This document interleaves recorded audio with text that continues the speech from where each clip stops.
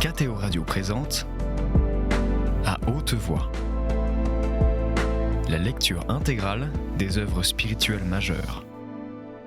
Aujourd'hui, Le chemin de perfection de Thérèse d'Avila.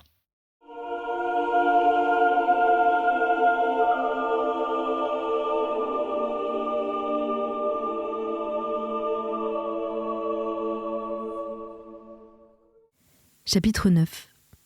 Combien il apporte aux religieux de rompre avec leurs parents, et quels amis vraiment dignes de ce nom trouvent-elles alors ? Oh, si nous concevions le dommage que cause un fréquent commerce avec les parents, comme nous les fuirions. Je ne comprends pas, pour ma part, la consolation qu'on y trouve, même pour la paix et le repos du cœur, car il ne peut être question du service de Dieu. Leur joie ne nous étant ni permise ni possible, ce n'est qu'à leur peine que nous pouvons prendre part, et nous les pleurons toutes les unes après les autres, plus quelquefois qu'ils ne le feront eux-mêmes. Allez, si leur cadeau soulage le corps, l'esprit les paiera toujours. Ce dernier inconvénient nous touche peu ici. Comme tout est en commun, et que nul de vous ne peut recevoir un cadeau pour elle en particulier, l'aumône qui vous est faite appartient à la communauté. Vous n'êtes donc pas tenu d'avoir à ce sujet de la complaisance pour vos parents. Notre Seigneur, vous le savez, doit pourvoir en commun aux besoins de toutes.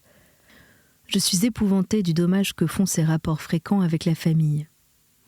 Il y faut être passé pour le croire. Et pourtant quel oubli aujourd'hui dans les maisons religieuses de ce parfait détachement.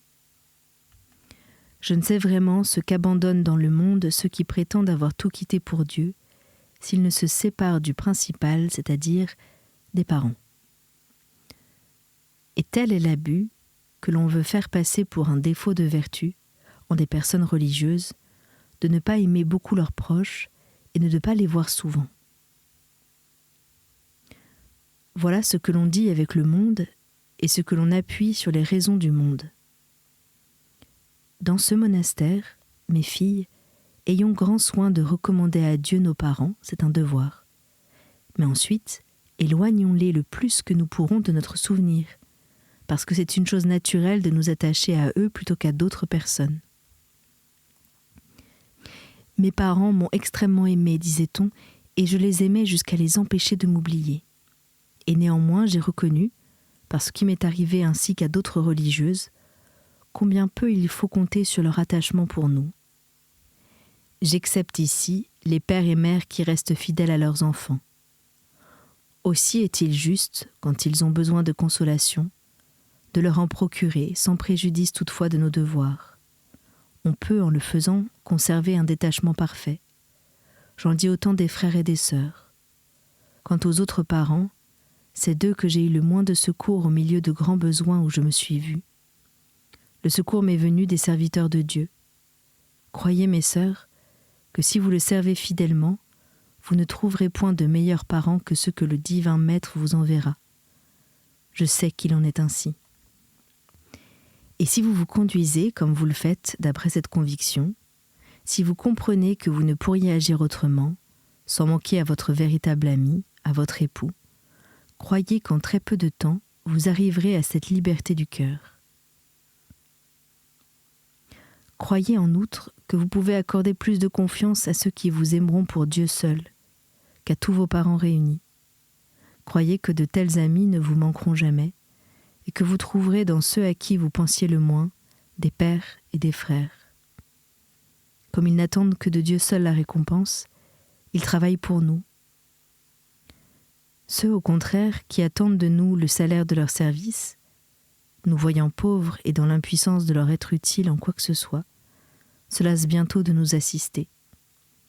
À la vérité, cela n'est pas général, mais c'est pourtant le plus ordinaire, parce qu'enfin le monde est toujours le monde.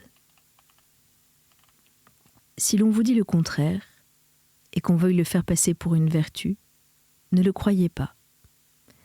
Il vous en arriverait tant de mots qu'il faudrait m'engager dans un long discours pour vous les représenter tous. Mais de plus habiles que moi ont traité ce sujet, je n'ajoute rien.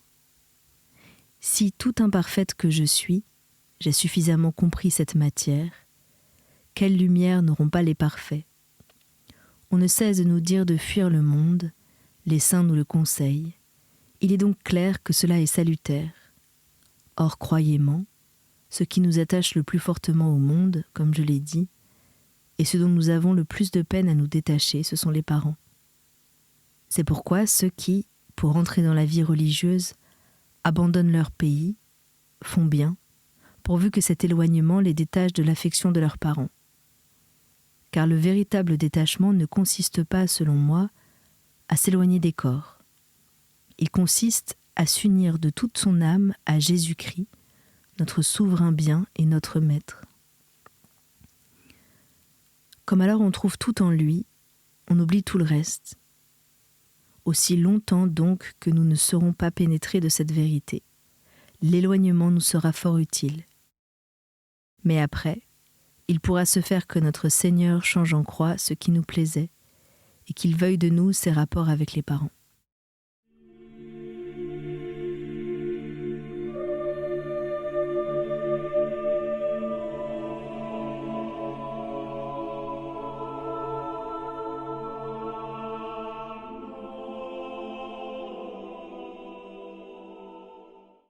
Chapitre 10.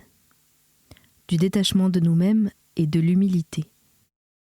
Il peut sembler qu'après nous être détachés du monde et de nos parents, enfermés comme nous le sommes, il ne nous reste plus rien à faire et qu'il n'y a plus de combat à livrer.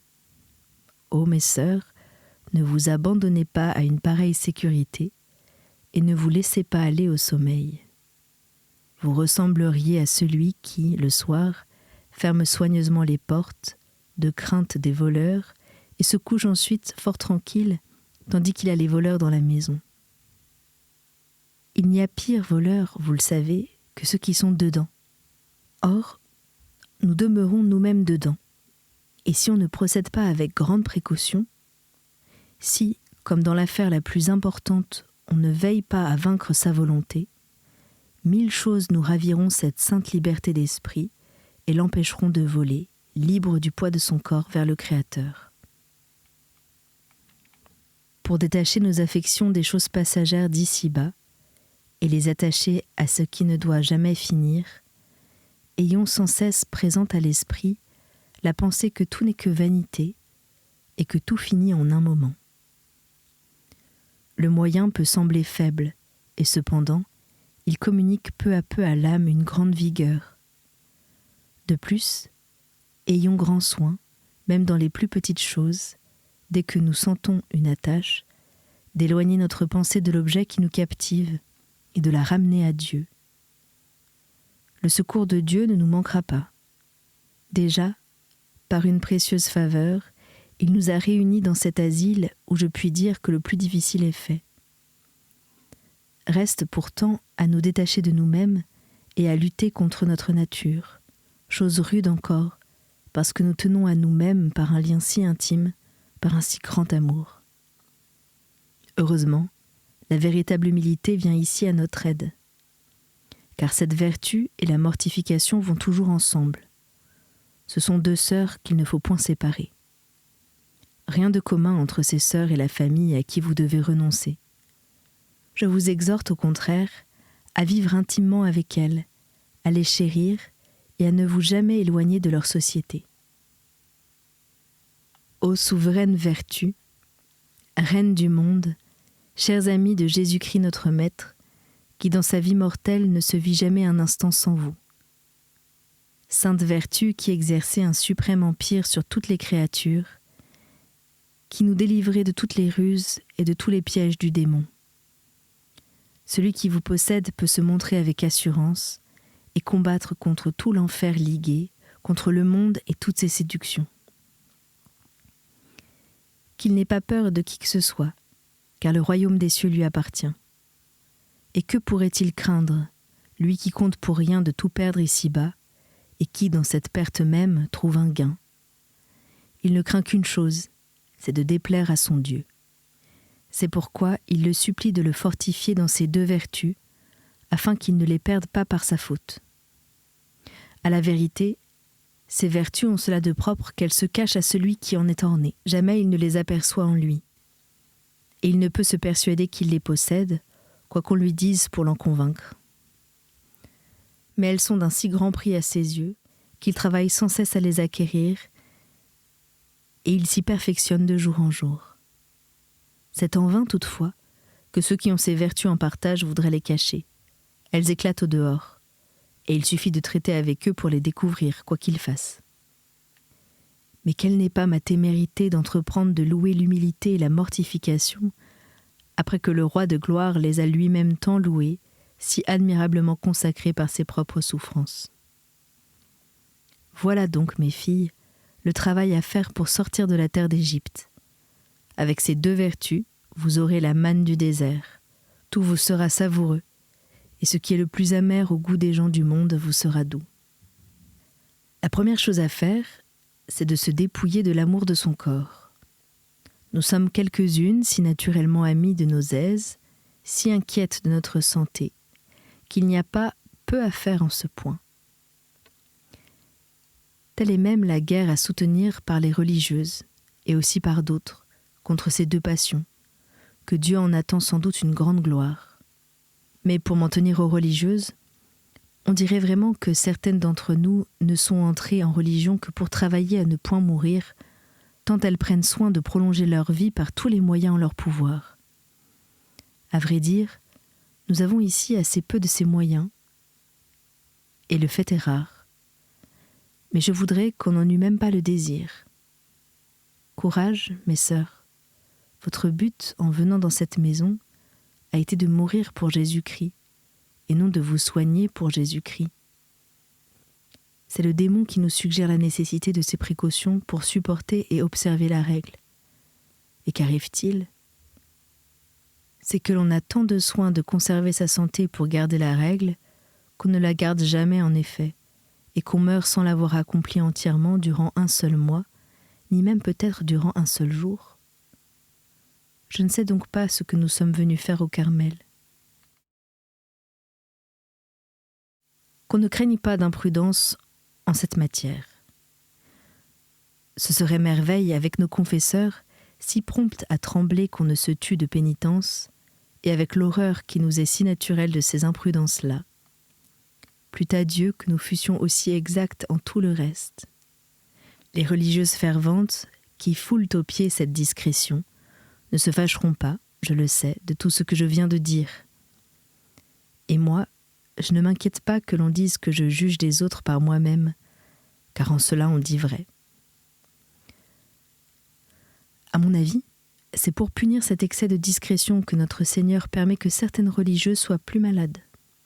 C'est là du moins une miséricorde dont il a usé à mon égard, car prévoyant que j'aurais, d'une manière ou d'une autre, à prendre quelques soins de ma santé, il a voulu que ce fût pour cause. C'est une chose plaisante de voir les tourments que certaines religieuses se donnent par ce soin excessif de conserver leur force. Il leur vient quelquefois un désir de faire des pénitences sans règle ni mesure, et cela dure 2 jours, comme on dit. Le démon leur met ensuite dans l'esprit qu'elles ont fait tort à leur santé. Il leur fait craindre la pénitence et leur inspire un tel effroi qu'elles n'osent plus observer les pénitences de règle, essayées, disent-elles, et reconnues nuisibles. Nous n'observons pas des points de la règle facile, comme le silence, qui ne saurait nous fatiguer. Avant même d'avoir un mal de tête, nous nous abstenons du cœur, qui ne nous eût pas tués non plus. Nous voulons après cela inventer des pénitences, et il en résulte bientôt que nous ne pouvons faire ni celle-là, ni les autres. Nous avons quelquefois qu'une indisposition légère, mais elle suffit, semble-t-il, à nous dispenser de tout, pourvu que nous demandions permission. Pourquoi, me direz-vous, la supérieure donne-t-elle cette permission ? Je réponds que si elle voyait l'intérieur, peut-être elle ne l'accorderait pas. Mais vous invoquez la nécessité, mais il se trouve toujours quelques médecins pour appuyer votre demande, mais il y a toujours quelque amie ou quelque parente qui pleure à côté de vous. Que faire ? La supérieure craint de manquer de charité, et elle aime mieux encore de la mollesse chez vous que de la rigueur chez elle.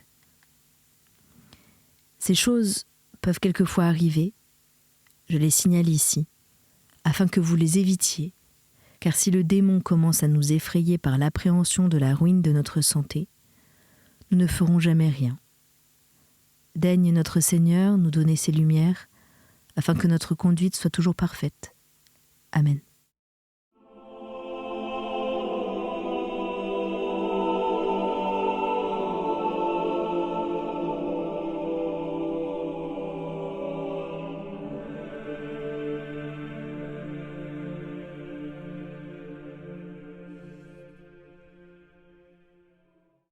Chapitre 11. De la mortification dans les maladies. Il me semble, mes sœurs, que c'est une imperfection de se plaindre sans cesse pour des riens. Si vous pouvez les endurer sans en parler, faites-le. Quand le mal est grave, il a sa manière à lui de gémir. Le gémissement est tout autre et nul ne s'y trompe. Considérez que vous êtes ici en petit nombre. Si vous vous aimez, et si vous avez de la charité, il suffirait qu'une d'entre vous prît cette habitude pour causer beaucoup de peine à toutes les autres. Quant à celle qui est vraiment malade, elle doit le dire et prendre ce qui est nécessaire. Et si elle est affranchie de l'amour-propre, elle ressentira tant de peine de toute espèce de soulagement qu'il n'y a pas à craindre qu'elle les prenne sans raison, ni qu'elle se plaigne sans sujet. Quand la nécessité existe, on commettrait une bien plus grande faute en ne le disant pas, qu'en prenant des soulagements sans besoin. Les sœurs se rendraient très coupables si alors elles ne témoignaient pas à la malade la plus vive compassion. Mais j'ose bien vous assurer que dans une maison où règne la charité, et où l'on est en si petit nombre, les soins ne manqueront jamais dans les maladies. Quant à ses faiblesses, ces indispositions de femme, négligez d'en parler. C'est souvent le démon qui les met dans l'imagination. Elles s'en vont, elles reviennent. Et si vous ne perdez l'habitude de les dire et de vous en plaindre, si ce n'est à Dieu, vous ne finirez jamais. Ce corps a cela de mauvais, que plus on le soigne, plus il révèle de besoins nouveaux.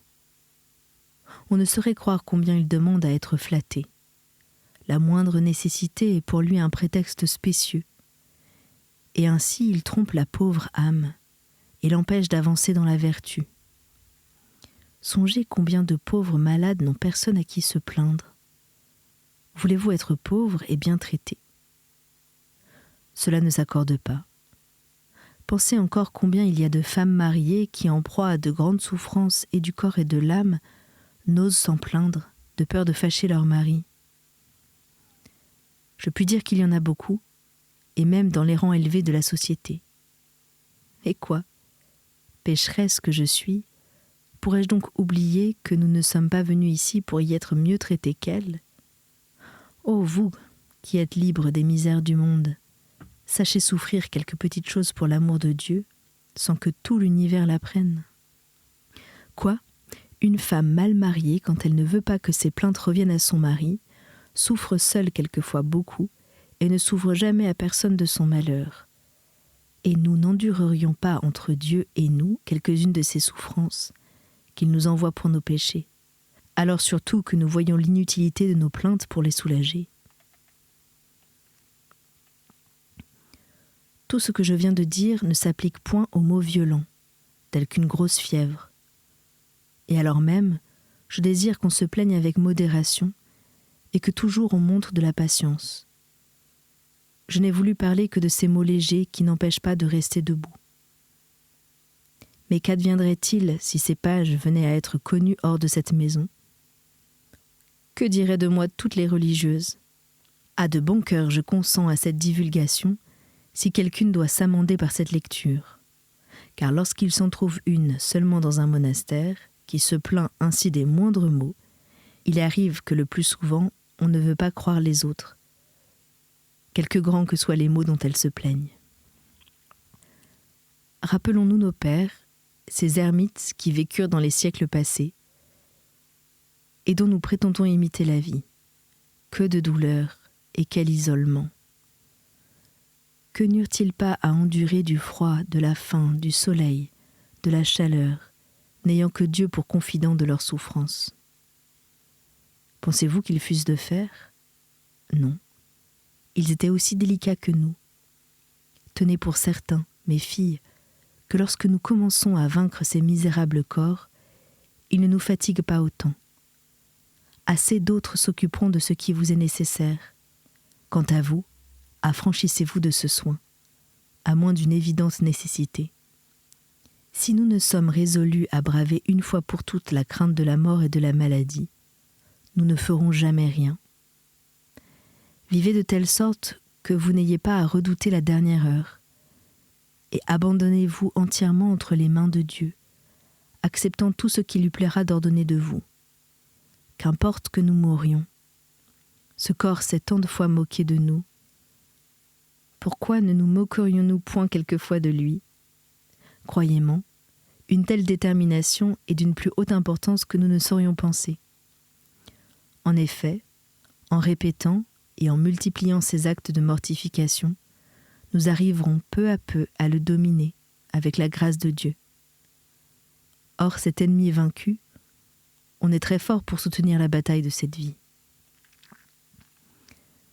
Daigne le Seigneur qui en a le pouvoir nous accorder cette grâce. À mon avis, les avantages d'un tel combat ne sont compris que de ceux qui goûtent déjà les fruits de la victoire. Ils sont d'un tel prix qu'il suffirait d'en avoir l'expérience pour trouver facile et légère la conquête de ce repos et de cet empire sur soi-même. C'était À Haute Voix, une émission de KTO Radio. Aujourd'hui, Le chemin de perfection de Thérèse d'Avila. Lecture, Anne-Céline Pellarini.